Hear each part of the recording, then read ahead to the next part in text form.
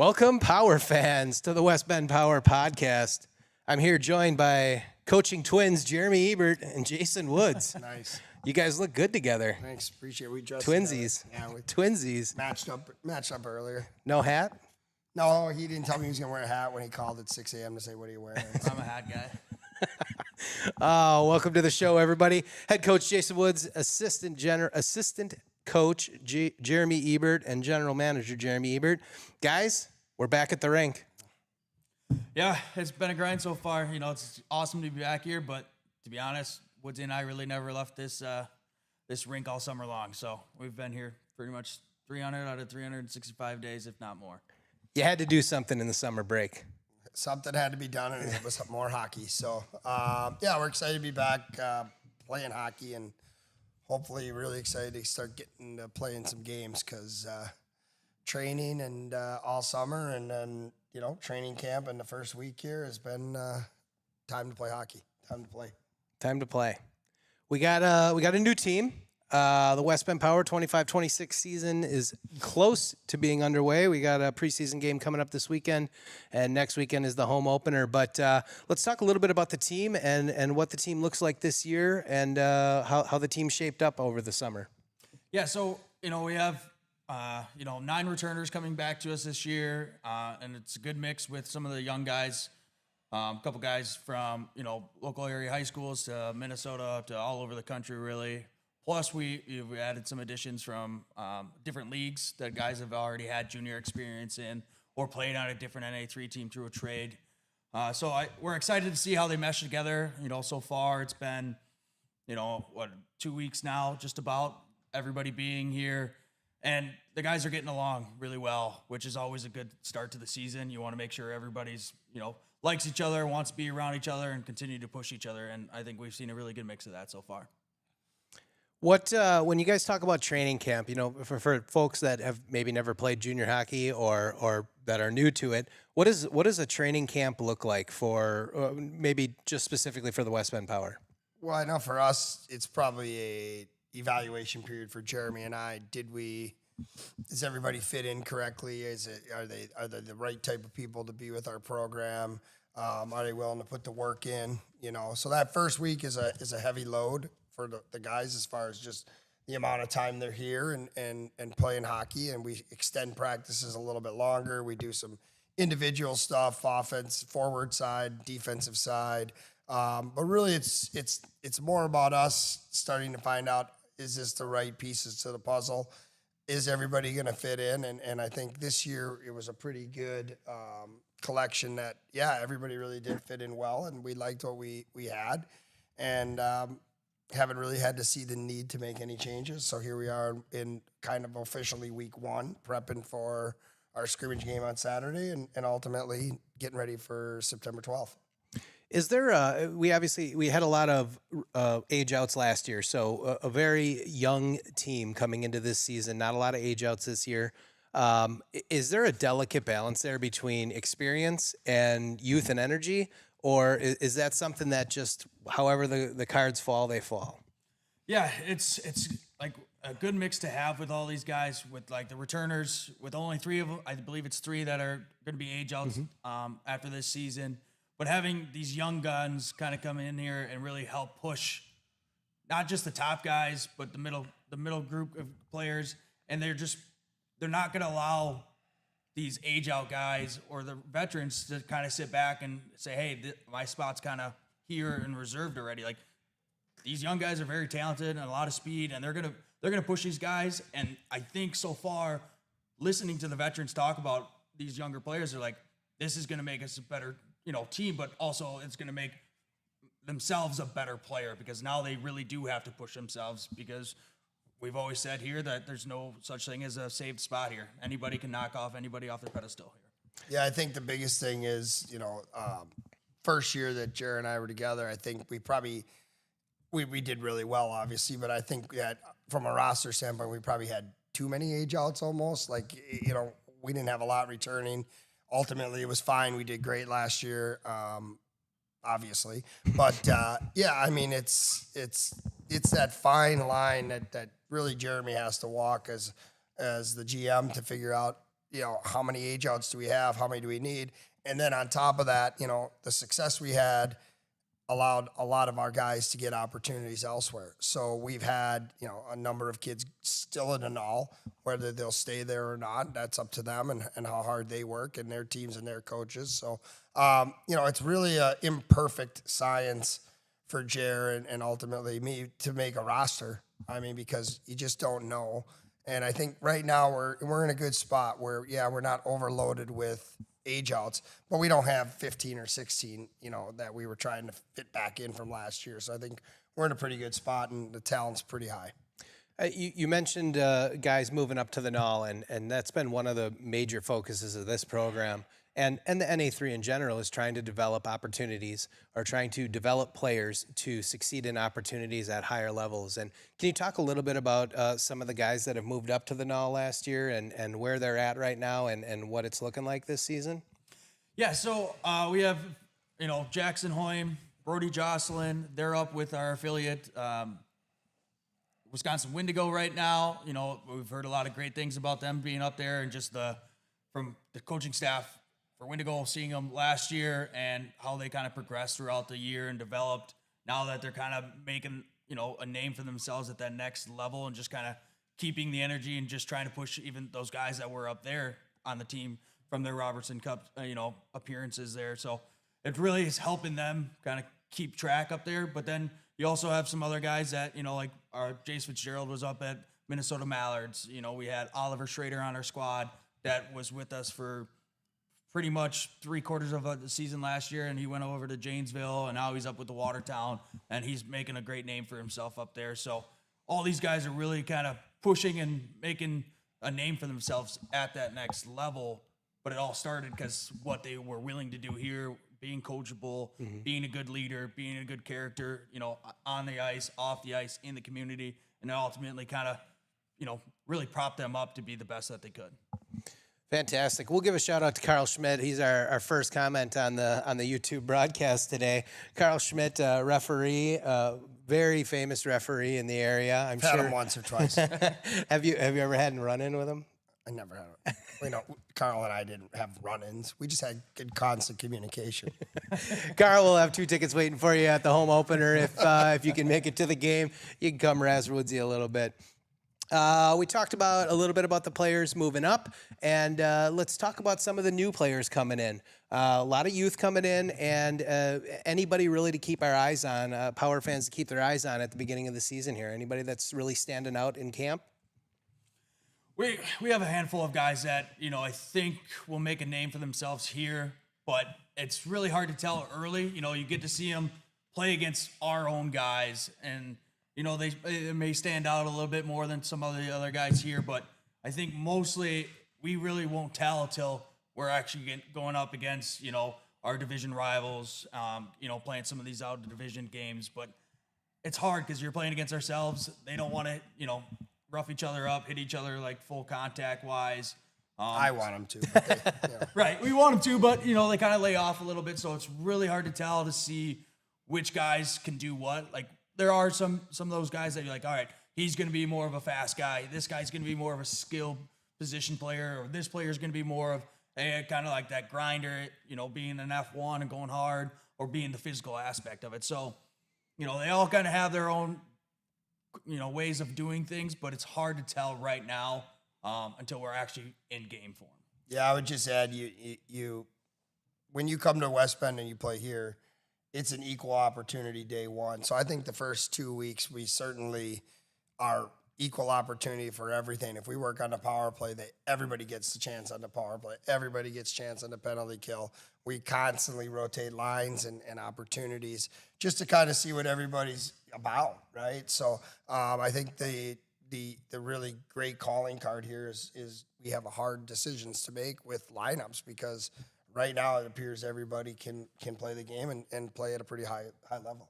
Do the tools in the toolbox per se, so the skills that the players you bring in, do they change the way you play the game, or do you have a mindset of the type of hockey that West Bend Power is, or that a specific way that you guys coach, and you try to find the players that fit that mold, or do you go, these are the best players available, and here's the way we got to play the game in order to be successful? Yeah, I would say Jeremy knows what we're looking for at this point. So the guys that we're getting are fitting into the scheme that we know is going to be successful. It's been successful. Obviously, we're always looking for speed. We felt like being at the Cup last year, maybe we need to get a little bit bigger. I think we did that a little bit. But, really it's about we're going to play the way we're going to play. Like, that's how we do things. And, we'll do slight adjustments through the year and this, that, and everything else. But it's not going to be, well, this kid does this well, so we're going to do this. It's really this is a hand-picked group of kids that we think can fit into what we coach. So I think so, Jeremy. Yeah, they all have their own attributes here, but you can't change a player's game completely. With these guys, that they're all high-level kids at their high school teams or AAA programs, and they're going to do what they're going to do. All we can do is help fix the minimize their mistakes, right? Mm-hmm. Because you're going to be able to have the guys that go fast, they're going to play fast, right? And they're going to make mistakes, but as long as we can teach them and the side of, hey, this is a different option you could have done there. You have that very fast speed, but how about we slow the game down a hair in certain situations to really kind of develop them and, be able to see the game a little bit better.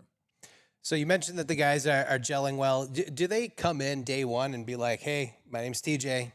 I'm here to be your best friend for the next 8 months? Or does it take a little bit of time for these guys to get to know each other and for these guys to really, at least in my experience over the last few seasons, it seems like by the end of the season, these guys are family and they'll be family for life. Is that something that happens day one, or is that something that evolves over the course of the season? It's a little bit of both. I think the biggest thing here is our culture. We make sure all of our guys are together. And with the veterans coming back, they're very outgoing and active guys. So they're jumping into with these younger, newer guys to be like, hey, I'm bringing you under my wing right away. And that just makes the transition so much easier for these younger guys to come in and be like, hey, I can trust these guys. They're going to treat me well. So that's the biggest thing, I think, with all that.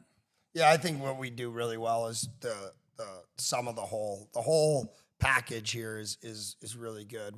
First night is our team meetings and expectations, and then the billet families come in and we make a dinner for everybody and we kind of just hang out the first night, and then that first practice on Monday is a grind, that 2 hours and 15-minute practice, and then this year we went over and played pickleball, and I pretty much dominated. So, it was a good eye-opener for them to be able to see, hey, this guy coaching has still got some pretty serious skill. And then, later in the week we went over to Riverside and just had a good day together. So it's more than just, you don't make a team just on the ice. There's a lot of outside influences, and we do a really good job of getting everybody together. And then, of course, our community service, we had 2 big ones. We got another great opportunity at some community service tonight, which I think we'll talk about later. So, Yep. Yeah, we're together a lot, and I think it makes it easier. And I think we're really gelling probably faster than maybe even the other 2 teams did. I think this is a group that really likes each other. That's awesome to hear. You mentioned the billet families, and we do have a great community of billet families. We've got the boys are fantastic at volunteering. We're out at farmers markets on Saturday mornings here in downtown West Bend. We've been at the Wheels on Main car show out volunteering, and it's no secret that there's expectations of these players to be volunteering in the community, because ultimately those are the people that are going to come and support us and pack these stands as they have the last couple of seasons. So really great to see that trend continuing for the community and for the team. Looking ahead, obviously tonight, you just mentioned it, we've got Music on Main, the block party downtown. You want to talk a little bit about what's going on downtown West Bend tonight? Well, I guess I'm from here, so I've been to a few Thursdays over at the. So tonight's the special one with the big stage down by the Bend, and I think they block off even more of the main street, and it's just I believe there's multiple groups that are playing like an opening and a main act, or however it works, and some of the guys are going to get introduced on the stage, and they're just there. Just getting into the community, helping out as they need it tonight. If they need to do something, they'll run and do it. But mostly it's about getting out there to the public engagement and saying, hey, we play next Friday, get here. So, that's what it's all about, is just keeping with the community and getting people to recognize, wow, hockey season started here. We're ready to rock and roll. Hockey season's right around the corner. Right around the corner, as in this Saturday up at St. Norbert's. You want to talk a little bit about the scrimmage with the St. Norbert's Acha team? Yeah, so we're gonna go up to Green Bay Saturday morning. It's nice always to kind of have a preseason road trip. Get all the new guys used to what it takes to kind of get the bus ready, get all our game jerseys, and just be on the travel side of it to see how it kind of works, and making sure, as we get to rinks, all the jobs everybody has, so we're all one team to be able to come in there and not look like a complete shambles, where we're forgetting this or forgetting this. So we were going to lean a lot on the veterans to really kind of show how these rookies and newcomers, how things work and how we work, grabbing each other's bags and helping each other out, just kind of making things easier for us as we're on the road. But, playing against St. Norbert's Acha team, this is their first season. So it's something that's very interesting for us, and it's a nice little trip.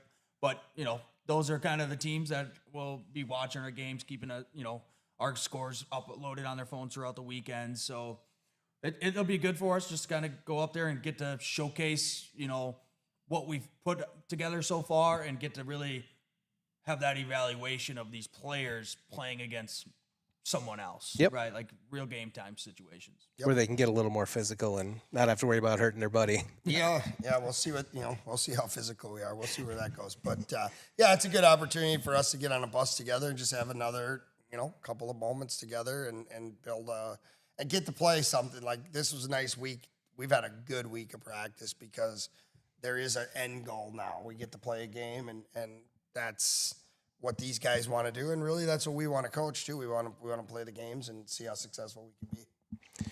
After our season opener here, looking ahead to next week, Tuesday, September 9th, we've got a Meet the Power event running from 6 o'clock until 7:30. It'll be a chance for fans to come on into the rink, get to see the players, get to meet them, put some names with faces. If you've been watching social media, you've seen some of the signing posts, but this will be an opportunity to see the boys. And there is I believe, a skate with the Power as well, correct? Yeah, I think there's an hour there.